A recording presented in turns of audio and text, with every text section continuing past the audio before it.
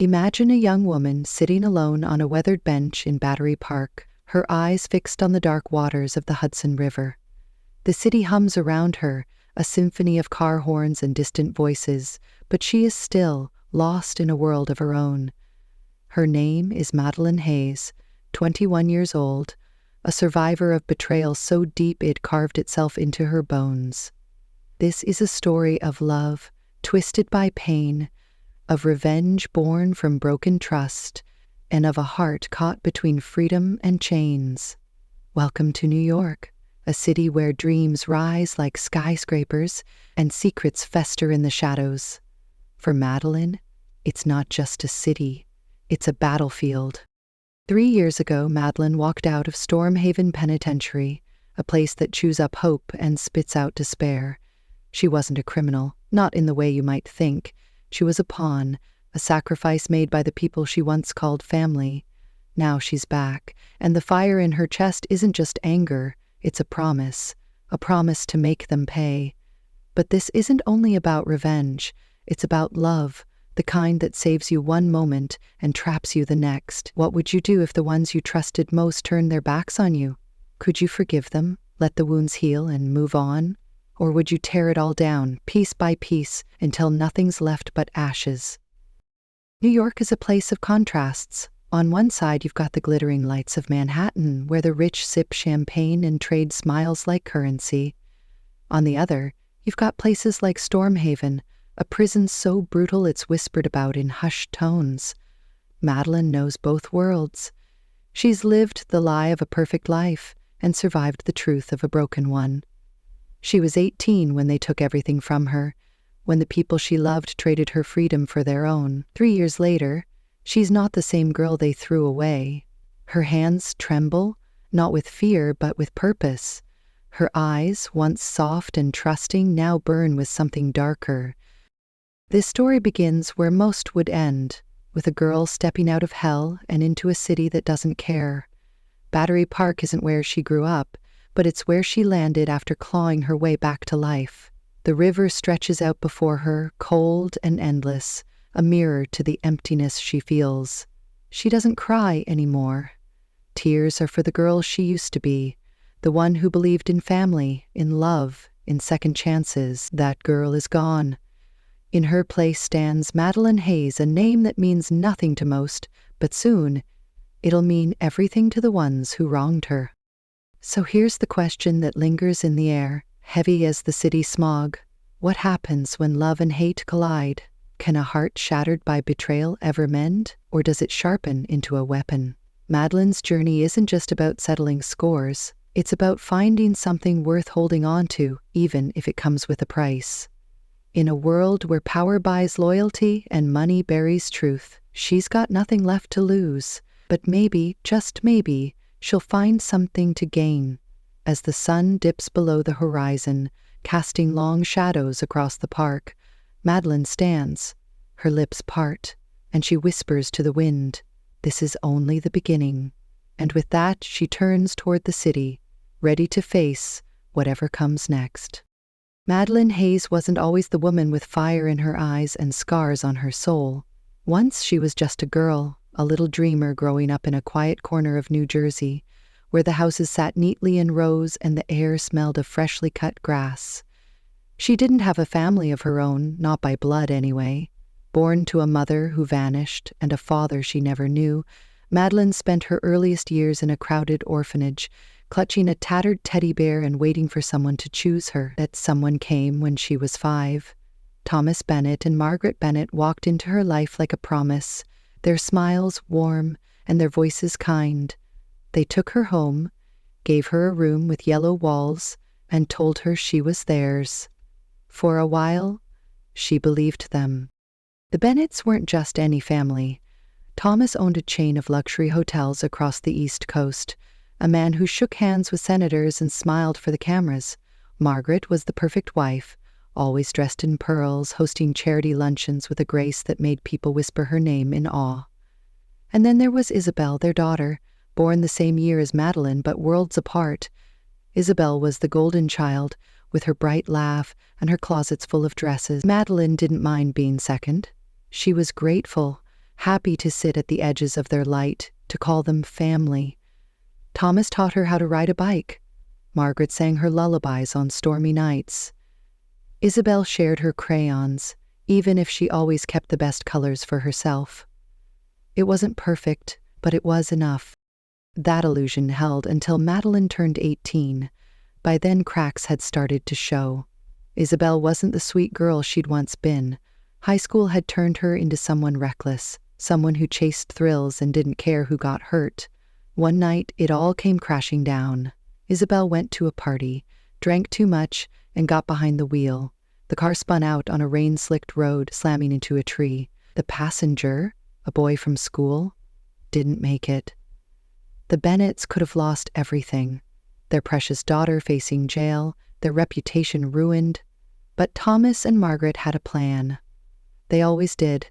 They turned to Madeline, the girl they'd raised, the one who trusted them with her whole heart. It happened fast, too fast. Thomas sat her down in his study, his face hard as stone. He slid a piece of paper across the desk, a confession already typed out. "Sign it," he said. "Tell them you were driving. You're strong, Madeline. You can handle this." Margaret stood behind him, her eyes wet, but her voice steady. "It's for Isabel. She's fragile. You're not, please. Do this for us." Madeline's hands shook as she stared at the words. She wanted to scream, to run, but she was 18, alone, and they were all she had. So she signed. The police came that night. Handcuffs clicked around her wrists. She looked back as they led her away, hoping to see regret in their eyes. There was none, just relief. Stormhaven Penitentiary swallowed her whole. It was a gray fortress on the edge of nowhere, a place where the walls echoed with shouts and the air tasted like rust. Madeline wasn't ready for it. The first night she curled up on a thin mattress, clutching her knees, listening to the cries of other inmates. She didn't belong there, but no one cared. Days turned into weeks, weeks into months. She learned to keep her head down, to dodge trouble, to bury the hurt so deep it couldn't touch her. But she wasn't alone. An older inmate, a woman named Hannah Brooks, took her under her wing. Hannah had been in Stormhaven for years, her face lined with stories she rarely told. She taught Madeline how to survive, how to watch her back, how to turn fear into strength. "You're not broken," Hannah would say, her voice rough but warm. "You're just waiting." 3 years. That's how long they stole from her. 3 years of cold meals, barred windows, and nights where she dreamed of the yellow walls she'd once called home. The Bennetts never visited. No letters, no calls. But one day a letter did come, slipped under her cell door. It was from Margaret, written in her elegant script. "You're our pride, Madeline. Stay strong for us." The words hit like a punch. Pride? She wasn't their pride. She was their shield, their way out. She tore the letter to pieces, her hands trembling not with sadness but with rage. That was the moment something shifted. The girl who'd signed that confession died in that cell. In her place rose someone new, someone who wouldn't bend, who wouldn't break, someone who'd make them pay. Hannah saw it first. One night, as they sat on the cell floor, sharing a smuggled candy bar, she looked at Madeline and nodded. "You've got that look now," she said. "The one that says you're done taking it." Madeline didn't smile, didn't reply. She just stared at the wall, imagining Tomas's smug face, Margaret's fake tears, Isabel's careless laugh. "They think they've won," she finally said, her voice low and steady. "They're wrong," Hannah chuckled, a sound like gravel. "That's my girl. When you get out, give 'em hell." Madeline turned to her, eyes burning. "I will," she promised, "for both of us." The day she walked out of Stormhaven, the sky was gray, the air heavy with the promise of rain. She didn't look back as the gates clanged shut behind her. She had no money, no plan, just a name and a purpose. Madeline Hayes wasn't a victim anymore. She was a storm waiting to break.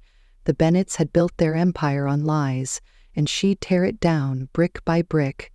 But this wasn't just about revenge. Somewhere in the ashes of her past, she wanted to find something real, something worth fighting for. She didn't know it yet, but that fight was about to lead her straight to Grayson Reed, a man who'd change everything. Madeline Hayes stepped out of Stormhaven Penitentiary with nothing but the clothes on her back and a promise burning in her chest. She didn't expect salvation.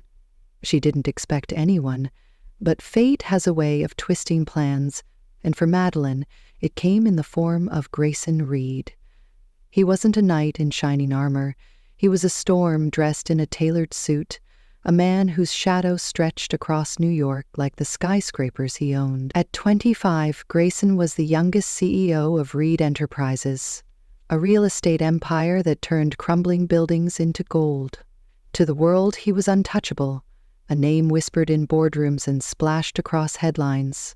But to those who knew him, really knew him, he was something else. A man haunted by ghosts he couldn't bury. Grayson didn't stumble into Madeline's life by chance. He was at Stormhaven that day for a reason. Reed Enterprises had its eye on the prison, a hulking relic ripe for redevelopment. The state wanted it gone, and Grayson wanted the contract. He walked the halls with a team of suits, his sharp eyes scanning the decay, calculating costs and profits. That's when he saw her. Madeline was in the yard, her head down, her hands shoved into the pockets of a faded jacket. She didn't look up, didn't notice the man watching her from behind the barbed wire, but Grayson stopped cold. There was something about her, something in the curve of her jaw, the way her hair fell across her face. She looked like Julia, his sister, the one he'd lost years ago, the one he couldn't save. Julia had been everything to Grayson. She was older by 3 years, a fierce girl with a laugh that lit up their small Brooklyn apartment. Their mother worked double shifts to keep them fed, and Julia took care of him, bandaging his scraped knees, reading him stories when the lights went out. Then came the fire, a faulty wire, a spark, and their home turned to ash. Grayson was 10, Julia 13. She pushed him out the window, screaming for him to run. He did. She didn't make it. Neither did their mother. That night carved a hole in him, one he filled with ambition, with control, with a need to never lose again. Seeing Madeline in that prison yard cracked something open, something he'd locked away. He didn't hesitate. Grayson pulled strings, made calls, and within days Madeline was free, not because he was kind, but because he couldn't let her go. She was a piece of his past he could hold on to, a chance to fix what he'd broken. When she walked out, he was waiting, leaning against a black car, his gray eyes locked on her. "Madeline Hayes," he said, his voice smooth as steel. "You're coming with me." She froze, her instincts screaming to run. But where would she go? She had no one, nothing. So she nodded, climbing into the car, her heart pounding with a mix of fear and curiosity. Grayson didn't take her to his penthouse in Manhattan. Not yet. He brought her to a quiet brownstone in Brooklyn, a place he kept secret from the world. It was small, simple, nothing like the glass towers he owned. Inside, the air smelled of old wood and memories. He led her to a room upstairs, where a single lamp cast soft light on a shelf of keepsakes, a charred book, a faded photo of a smiling girl, a silver necklace with a tiny star pen. "This was hers," he said, picking up the necklace. His fingers brushed the star, and for a moment his face softened. "Julia, my sister." He stepped closer, his gaze intense, and slipped the necklace around Madeline's neck. "It suits you," he murmured. "You're like her." Madeline's breath caught. The metal was cold against her skin, but his touch was warm, too warm. She wanted to pull away, to ask what he wanted, but his eyes held her still. There was pain there, raw and real, and something else, something possessive. "Why me?" she finally asked, her voice barely above a whisper. Grayson's lips curved, not quite a smile. "Because I saw you," he said, "and I don't let go of what's mine." The words sent a shiver down her spine. She wasn't sure if they were a promise or a threat, but they wrapped around her like a chain. Life with Grayson was a paradox. He gave her a room in the brownstone, clothes that fit her perfectly, food she hadn't tasted in years. He didn't lock the doors, didn't chain her wrists, but his presence was a cage all its own. He watched her, always. his eyes tracking her every move. One night, as they sat by the fireplace, he told her about the fire. His voice was low, steady, but his hands clenched tight. "I should have gone back," he said. "I should have saved them." Madeline didn't know what to say. She reached out, hesitating, then touched his arm. He flinched, then grabbed her hand, holding it like a lifeline. "You don't leave me," he said, his grip firm. "Ever." She should have hated him. Part of her did. He wasn't her savior, he was her keeper. But there was something in his brokenness that mirrored her own, something that pulled at her even as she pushed back. He wasn't Thomas Bennett, with his cold calculations, or Margaret with her fake tears. Grayson was a storm, wild and unpredictable, and somehow that made her feel alive. She didn't trust him, not fully, but she needed him. He had power, money, a way to reach the Bennetts, so she stayed, wearing Julia's necklace, playing the role he wanted, all while plotting her next move. Their first real test came a week later. Grayson caught her staring out the window, her fingers tracing the glass. "Thinking of running?" he asked, his tone sharp. She turned, meeting his gaze. "No," she lied. "Just thinking." He stepped closer, too close, his breath warm against her cheek. "Good," he said, "because if you run, I'll find you, and I'll break anyone who tries to take you." It wasn't a boast, it was a fact. Madeline swallowed hard, her heart racing. She didn't know if she wanted to slap him or pull him closer. Maybe both. That night she lay awake, the necklace heavy on her chest. Grayson Reed was a complication she hadn't planned for. He saw her as his, a replacement for a ghost. But she wasn't Julia. She was Madeline Hayes, and she had a war to fight. He could help her, yes, but at what cost? As the city hummed outside, she made a choice. She'd use him just as he was using her. The Bennetts were still out there, living their perfect lie. With Grayson by her side, she'd tear it apart. But deep down, she wondered if the chain around her neck wasn't the only one binding her. Madeline Hayes knew she couldn't face the Bennetts alone. Thomas and Margaret had built an empire of wealth and lies, their influence stretching from New Jersey to the heart of Manhattan. Isabel floated through life on their money, untouchable, oblivious to the wreckage she'd left behind. To bring them down, Madeline needed more than rage.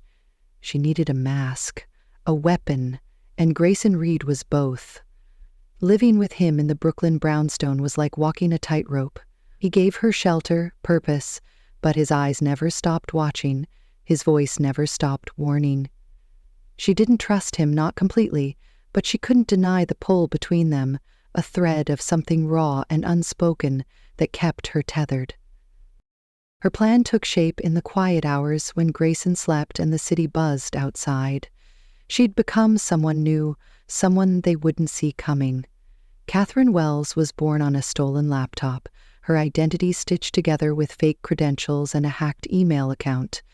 Catherine wasn't a prisoner or a victim, she was a journalist, sharp and fearless. The kind of woman who could slip into the Bennetts' world unnoticed. Grayson didn't ask questions when she borrowed his resources. He gave her a credit card, a phone, a sleek black dress that hugged her frame. "Don't make me regret this," he said, his fingers brushing hers as he handed her the keys to his car. She smiled, a practiced curve of her lips. "I won't." The first strike came at Isabel's gala, a glittering event in a Manhattan ballroom. The Bennetts loved these nights, parading their charity work like a crown. Madeline walked in as Catherine Wells, her hair swept up, her eyes hidden behind glasses she didn't need. The room smelled of perfume and money, chandeliers casting light on faces she'd once known.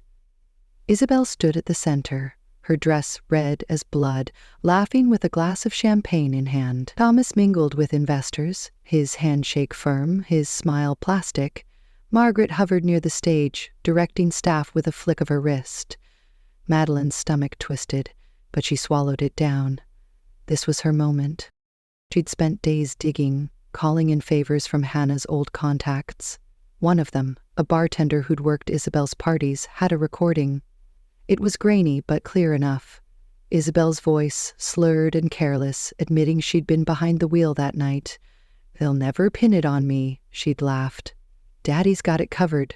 Madeline slipped the audio to a tech friend who synced it to the gala's sound system. As Isabel took the mic to thank the crowd, the recording played. Her own words echoed through the room, cutting through the applause like a blade. Faces turned, whispers spread. Isabel froze, her glass slipping from her hand to shatter on the floor. Thomas rushed forward, his face red, but it was too late. The damage was done. Madeline slipped out before anyone could connect Catherine Wells to the girl they'd thrown away. Back in the brownstone, Grayson was waiting, a glass of whiskey in his hand. "Heard about the gala," he said, his tone even. "Bold move." She met his gaze, unflinching. "It's just the start." He stepped closer, his shadow falling over her. "You're playing a dangerous game," he said. "Don't think I—" She lifted her chin. "Then why let me play?" His eyes darkened, a flicker of something she couldn't name. "Because I want to see how far you'll go." He reached out, tucking a strand of hair behind her ear. Her breath hitched, but she didn't pull away. Their dance continued, a mix of fire and ice. Grayson took her to a concert at Lincoln Center, a rare night where the world felt soft. The music swelled, violins weaving through the air, and he held her hand under the dim lights. For a moment, she forgot the war, forgot the chains. His thumb brushed her knuckles, warm and steady, and she let herself lean into him. But the softness never lasted. As they left, the rain started to fall, soaking the streets. He pulled her under an awning, his coat around her shoulders. "You're mine, Madeline," he said, his voice low. "Don't test me." The words snapped her back.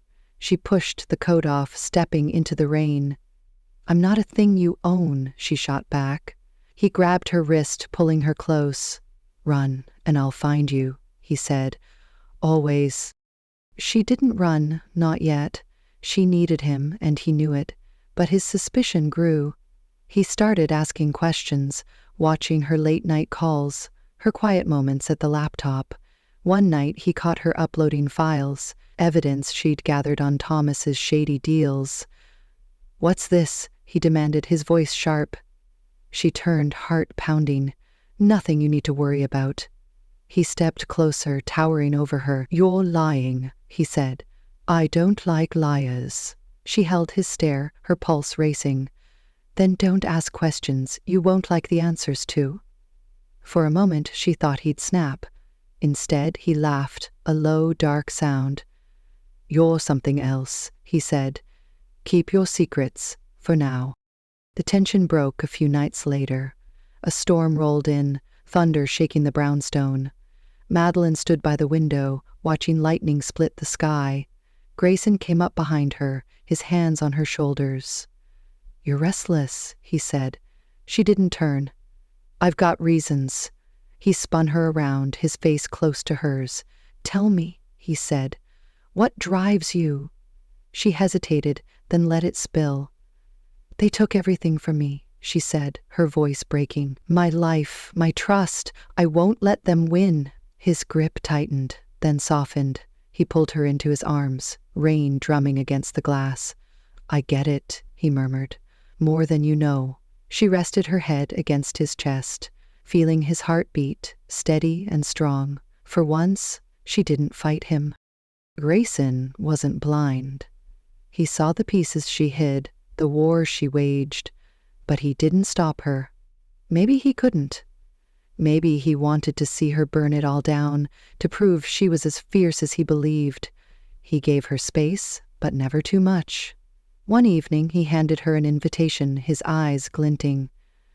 "Thomas Bennett's hosting a conference at Columbia," he said. "Big players, big stakes. You in?" She took it, her fingers brushing his. "I'm in," she said. He smirked. "Good. Let's see what Catherine Wells can do." The plan grew bolder. Madeline used Grayson's connections to dig deeper, uncovering bank records, emails, proof Thomas had siphoned millions from his charity. She fed it to the press, anonymous tips that lit up the news. The Bennetts scrambled, their perfect image cracking. Isabel's gala stunt had been a spark. This was a fire. Thomas hired lawyers. Margaret doubled her public tears. But Madeline was relentless. She moved through their world like a ghost, striking from the shadows. Grayson watched, a silent partner in her chaos, his presence a constant reminder of the line she walked. Their nights grew heavier, charged with something neither named. One time, after a long day, he found her on the couch, eyes closed, exhaustion etched on her face. He sat beside her, brushing a hand through her hair. "You're pushing too hard," he said. She opened her eyes, meeting his. "I have to," she replied. He didn't argue. Instead, he pulled her close, his arms a cage. She didn't mind, just for a moment. "When this ends," he said, "you're still mine." She didn't answer, but her silence said enough. She was his, for now, because she needed him, but the Bennetts were still standing, and her war was far from over. Madeline Hayes had lit the fuse, and now the Bennetts were burning. Months of careful strikes, whispers in the dark, and Catherine Wells's calculated chaos had pushed them to the edge. Thomas Bennett's empire was crumbling under the weight of leaked documents and headlines screaming fraud. Isabel's perfect life was a punchline. Her gala scandal replayed on every news channel. Margaret clung to her pearls, her charity luncheons replaced by press conferences where she dodged questions with trembling hands. But it wasn't enough. Madeline didn't want them wounded. She wanted them gone, and she was ready to strike the final blow. The opportunity came at Columbia University, where Thomas was set to speak at a business conference. It was his last stand, a chance to salvage his name with a room full of investors and reporters. Madeline walked in as Catherine Wells, her press badge clipped to a crisp blazer, her laptop loaded with the kill shot. She'd spent weeks with Grayson's tech contacts, piecing together bank records, emails, audio clips of Thomas bragging about skimming millions from his charity. It was airtight, undeniable. She took a seat near the front, her heart steady, her eyes locked on Thomas as he stepped to the podium. He adjusted his tie, flashed that polished smile, and started his speech about integrity and vision. She almost laughed. Halfway through, she uploaded the files. Screens around the room flickered, then lit up with evidence, spreadsheets of stolen funds, Thomas's voice laughing about suckers who donate. The crowd gasped. Phones came out, cameras flashed. Thomas faltered, his face draining of color. "This is a mistake," he stammered, but the room was already buzzing. Security moved in, not to protect him, but to escort him out. Reporters swarmed, shouting questions. Madeline slipped away, her pulse racing with a thrill she hadn't felt in years. Outside, she watched from a distance as police cars arrived. Thomas Bennett, handcuffed and disgraced, was finished. She should have felt victory, but the war wasn't over. Margaret and Isabel were still standing, still clinging to their lies. Madeline tracked them to the Bennett estate in New Jersey, a sprawling mansion that once felt like home.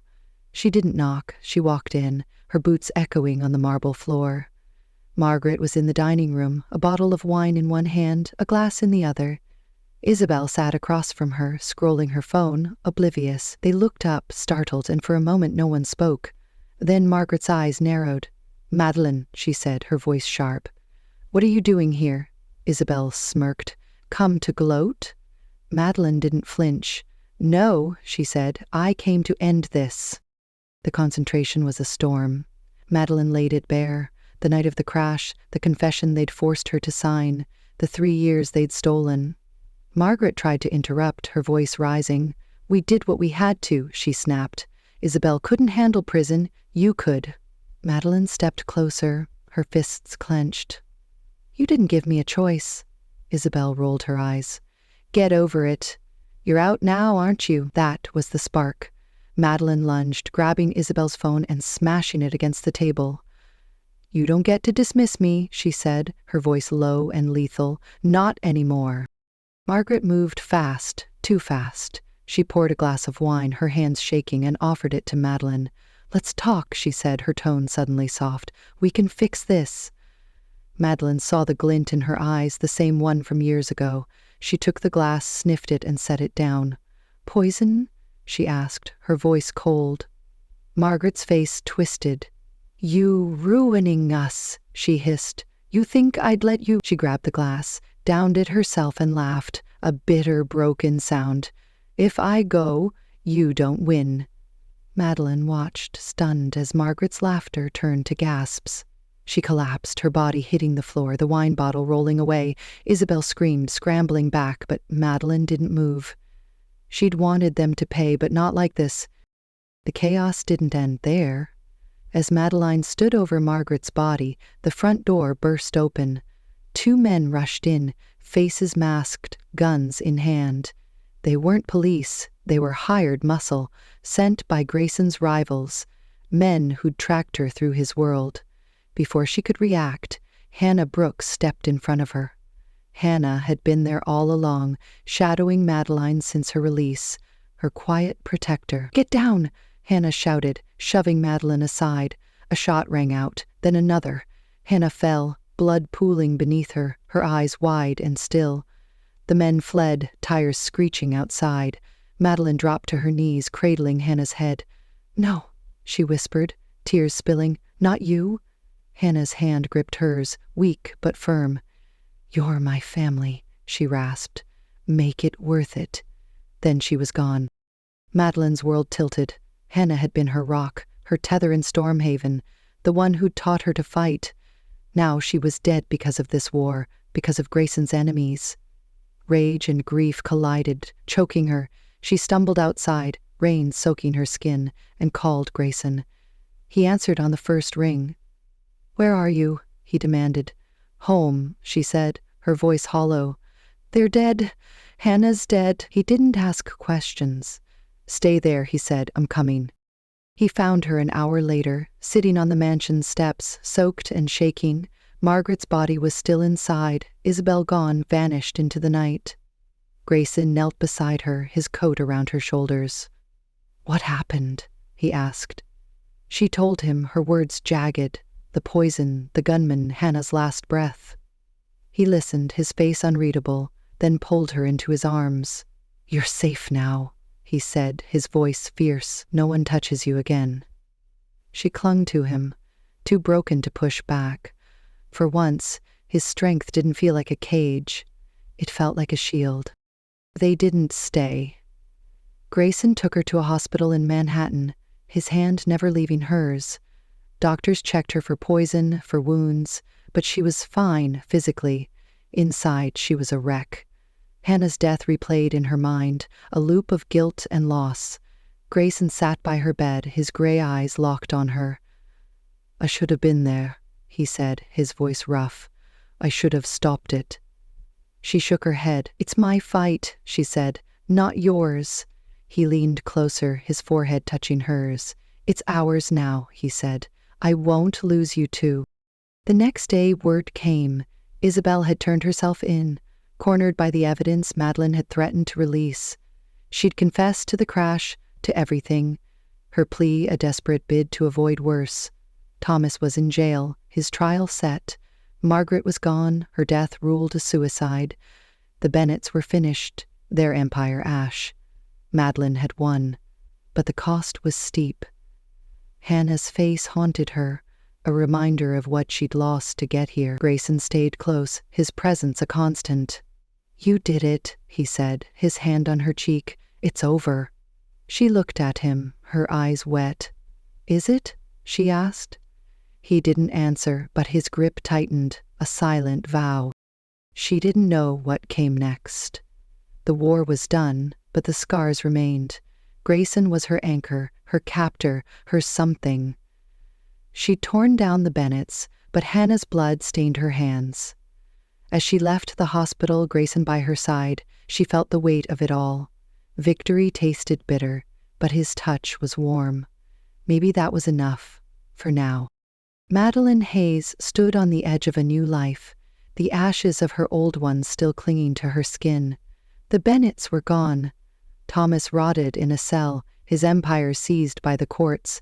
Margaret lay in a grave, her final act a twisted defiance. Isabel had traded her red dresses for a prison jumpsuit, her confession sealing her fate. The war was over, and Madeline had won. She'd clawed her way out of Stormhaven, torn down the family that betrayed her, and buried her past in the rubble. But victory didn't feel like freedom. It felt heavy, hollow, stained with Hannah's blood and Grayson Reed's shadow. Grayson didn't let her go, not that she expected him to. He'd been there through the fire, pulling her from the wreckage of that night at the Bennett estate. In the days that followed, he moved her out of the Brooklyn brownstone, away from the ghosts of Julia and the echoes of her plans. His penthouse in Manhattan became her new home, a tower of glass and steel overlooking the city she'd conquered. He gave her more than a roof. He handed her a fresh start, a legal identity, scrubbed clean of her prison record, and a spot at Columbia University paid in full. "You're free now," he said, his voice smooth as ever, but his eyes told a different story, one she couldn't escape. Freedom with Grayson was a paradox. He didn't lock her in, didn't chain her to the walls, but his presence was a tether all its own. He watched her pack for her first day at Columbia, his gray gaze steady. "You don't need them anymore," he said, nodding at the old jacket she'd worn in Stormhaven. She folded it anyway, tucking it into a drawer. "It's not about need," she replied. "It's about remembering." He stepped closer, his hand brushing her cheek. "Remember what you want," he said, "but you're mine, Madeline. That doesn't change." She didn't argue. She couldn't. Not yet. Their bond was a tangle of love and chains. He'd saved her, stood by her, bled with her through the war. In the hospital, his touch had been her lifeline, his voice her anchor. But he wasn't a savior. He was a keeper, a man who saw her as his to protect, to hold, to own. She felt it every time he pulled her close, every time he whispered her name like a vow. She hated it, the way it trapped her, but she couldn't deny the warmth, the way her heart stuttered when he looked at her. She loved him, or something close to it, and that scared her more than the Bennetts ever had. The first day at Columbia was a blur. She walked the campus, a notebook in hand, the weight of her past a quiet hum beneath the chatter of students. Grayson had insisted on driving her, his car idling outside the gates until she disappeared into the crowd. She didn't look back. Classes filled her mind with numbers and words, a distraction from the storm inside. But when the day ended, he was there, waiting, his coat draped over his arm. "How was it?" he asked, opening the door for her. "Good," she said, sliding in. "Different?" He nodded, a faint smile tugging at his lips. "You'll get used to it," he said.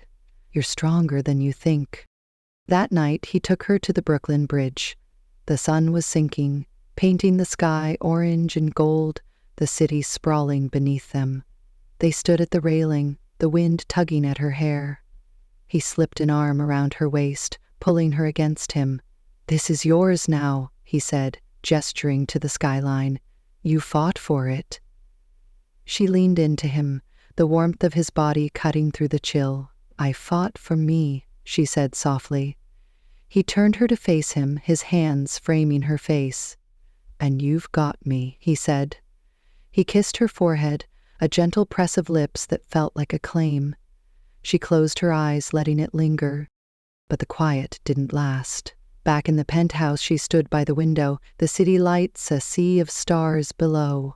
Grayson came up behind her, his hands on her shoulders. "What's wrong?" he asked. She didn't turn. "Hannah," she said, her voice breaking. "She's gone because of me." He spun her around, his grip firm. "Not because of you," he said. "Because of them, the ones who came after me." She shook her head, tears spilling. "I started this. She paid for it." He pulled her close, his arms tight. "You're not alone," he said. "I'm here, always." She wanted to believe him. Part of her did. But as she rested against his chest, her mind raced. She'd won her war, reclaimed her life, but at what cost? Hannah's face flashed behind her eyes, a reminder of the price. And Grayson, with his love and his chains, was a new battlefield. She spoke into his shirt, her voice a whisper. "I love you," she said, the words slipping out unbidden. "But I'm scared of you." He stilled, then tilted her chin up, his eyes searching hers. "Good," he said. "Fear keeps you sharp. "But you're not leaving me, Madeline. Not ever."